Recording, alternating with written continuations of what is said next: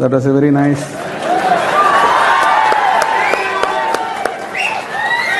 This is what we must learn from these two great gentlemen. Chandrababu Naidu మరి రావడం అనేది మా ఇద్దరికి వైరం ఉంది అది ఇది అని చెప్తూ ఉంటారు.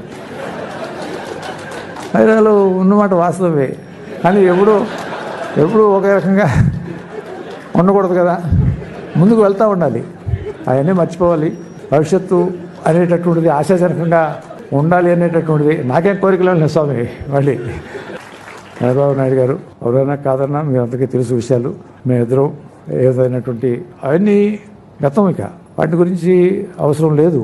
మంచి జరగాలి, మంచిగా ఉండాలి, అందరితోటి బాగుండాలి, అందరూ బాగుండాలి అని కోరుకుంటూ ఆయన చేసేటటువంటి ఆ కృషికి నేను అభినందనలు, మనస్ఫూర్తిగా సంతోషాన్ని వ్యక్తం చేస్తూ ఎటువంటి విషయాలు పెట్టుకోకూడదు అనేటటువంటిది నా యొక్క మనస్ఫూర్తిగా ఈ సందర్భంగా తెలియజేసుకుంటూ